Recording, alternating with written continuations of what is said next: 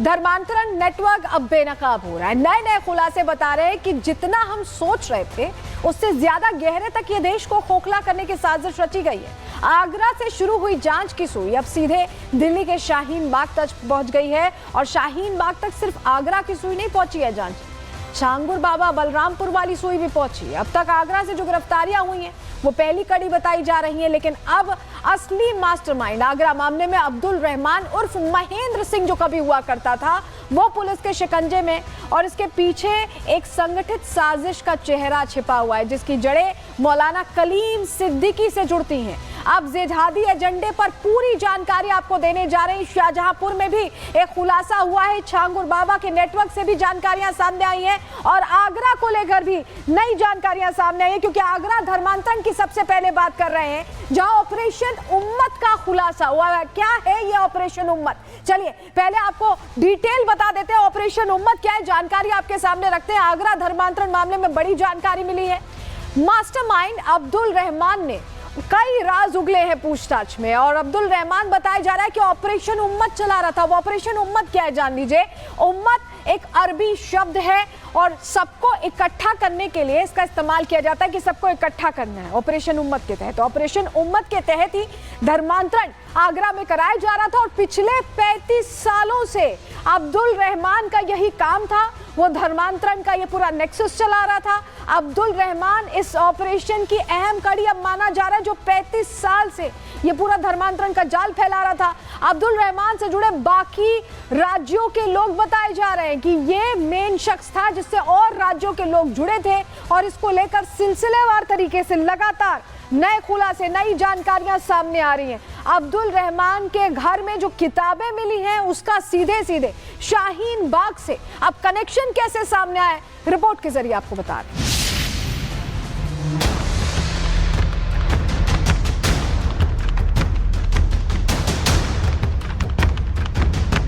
आगरा में धर्मांतरण का मामला सामने आने के बाद जिन 10 आरोपियों को गिरफ्तार किया गया था वो असल में धर्मांतरण के इस खेल में महज छोटी मछली थे, जबकि इस धंधे का असली मगरमच्छ तो अब पुलिस के शिकंजे में आया है, जो देश की राजधानी दिल्ली में बैठकर अवैध धर्मांतरण की दुकान चला रहा था, जिसका नाम अब्दुल रहमान था।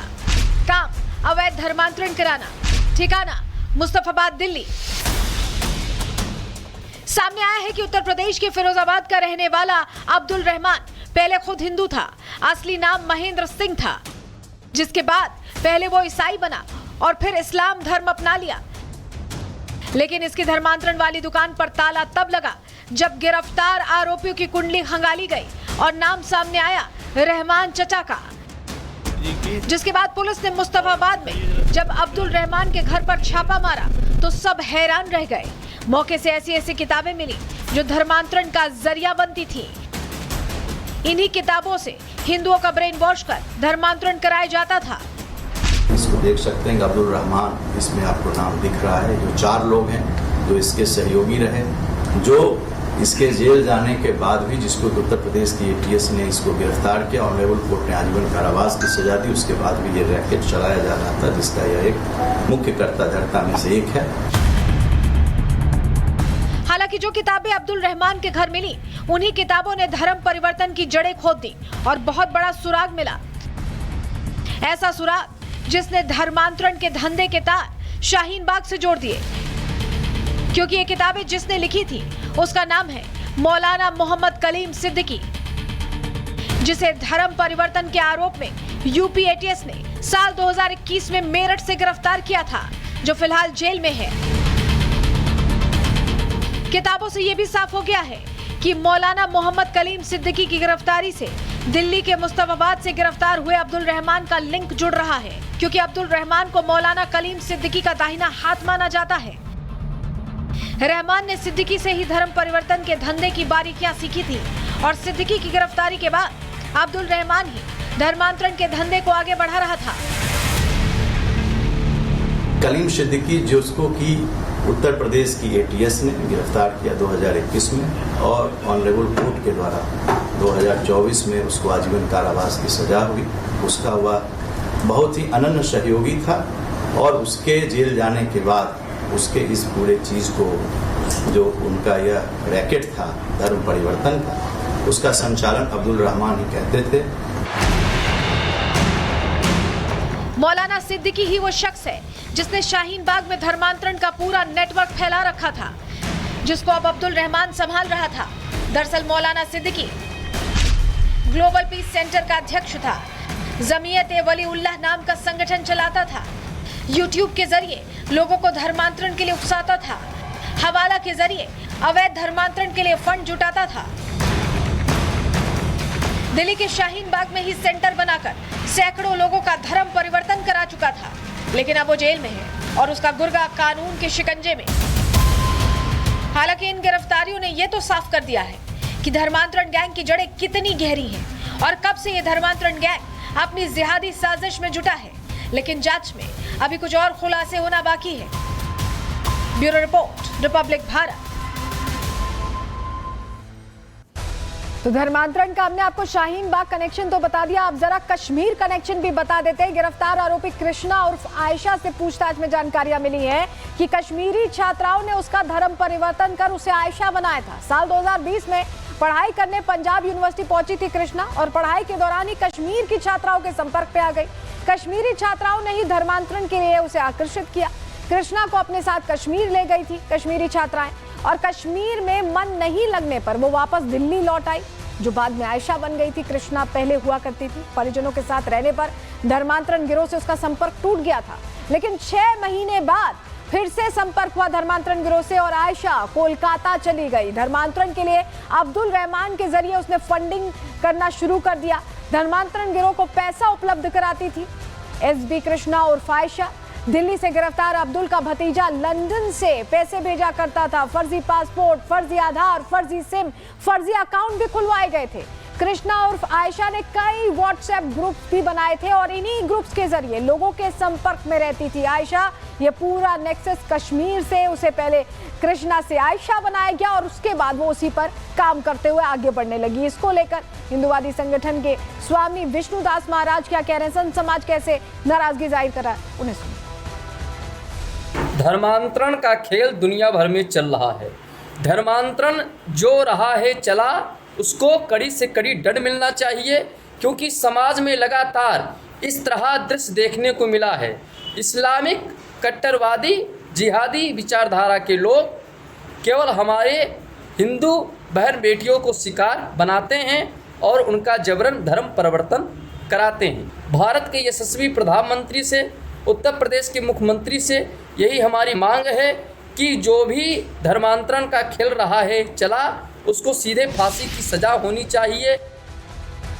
और जरा अब आपको आगरा की तस्वीर दिखा देते हैं जहां इन्हें पेश किया गया है कोर्ट में। ये देखिए, ये आप देख पा रहे हैं पूरा जो मामला है, इसको लेकर आयशा और तमाम जो चेहरे अब सामने आए हैं उनको पेश भी किया गया है कोर्ट में और अब जांच को आगे बढ़ रही है इस पूरे मामले में। लेकिन आपको बताएं, एक और बड़ी जानकारी मिल रही है। पुलिस कस्टडी में अब्दुल रहमान भेज दिया गया है। कोर्ट ने आगरा पुलिस को 10 दिन की कस्टडी दी है। आगरा धर्मांतरण केस का मुख्य आरोपी है अब्दुल रहमान और दिल्ली में यूपी पुलिस ने इसे गिरफ्तार किया था। पुलिस कस्टडी में अब अब्दुल रहमान को भेज दिया गया है। पेशी के बाद जो जानकारी हमें मिल रही है, 10 दिन की कस्टडी दी गई है।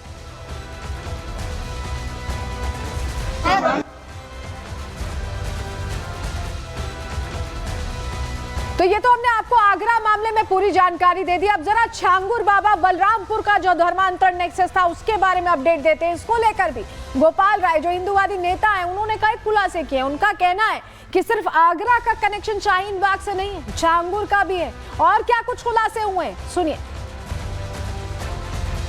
ये जो छांगुर गैंग है और जितनी गैंग है इस समय, जैसे आप देख लीजिए कि ये शाहीन बाग में जो प्रकरण हुआ था, शाहीन बाग वाले तो धरना प्रदर्शन खुद दिए, शाम को बिरयानी खाए, लेकिन ये सब पूरा देश में इस समय भारत को इस्लामी राष्ट्र बनाने की योजना है। जाकिर नाइक जैसा आदमी ये हिंदुस्तान को बनाना क्या चाहता है, आप सभी को पता है। ये जाकिर हुसैन जैसा आदमी, जाकिर नाइक जैसा आदमी और इसके इतना ज्यादा लोग हैं। देखिए पीड़ितों की भरमार है कि हेल्पलाइन के माध्यम से इतने लोग आए हैं। ग्राम प्रधान बहुत सी चीजें हमारे सामने नहीं आ पा रही है, क्योंकि बहुत लोगों के फोन आए हैं कि हमें मरवा देगा, हमें ये कर देगा। अब यहाँ तक कुछ लोगों ने कहा कि जो मजार है उसके अंदर भी बहुत लोगों को दफना दिए हैं सब। तो देखिए, ये कह रहे थे कि कैसे पीड़िताओं को धमकी मिल रही है। पीड़िता से भी हमने बात की, उन्होंने क्या कहा है, कैसे उन्हें डराया धमकाया जा रहा है इस खुलासे के बाद, उन्हें सुनिए। ज़मीन है वो अवैध कब्जा करके पीर में कन्वर्ट कर दी गई है। मैं उसका अवैध जो निर्माण है उसको रुकवाने के लिए, उसको ध्वस्तीकरण कराने के लिए यहाँ आई हूँ, योगी जी से गुहार लगाने के लिए। मैंने राजस्व अधिकारियों को भी इसके बारे में बताया, सूचना दी, लेकिन राजस्व अधिकारी बोलते हैं कि सिविल में इसका वाद डाल दीजिए। अगर मैं इसको सिविल में लेके चली जाऊंगी तो जो दूसरा व्यक्ति है जिसने अवैध निर्माण किया हुआ है वो सिविल में जाके इसके ऊपर स्टे लेके आ जाएगा, तो इसका तो ये ऐसे ही चलता रहेगा। तो देखिए, अब जो पीड़िता है वो गुहार लगा रही हैं, वहीं इसको लेकर जो पीड़ित के परिवार है वो क्या कह रहे हैं, उनके लिए कितना मुश्किल है ये, उन्हें भी सुनिए।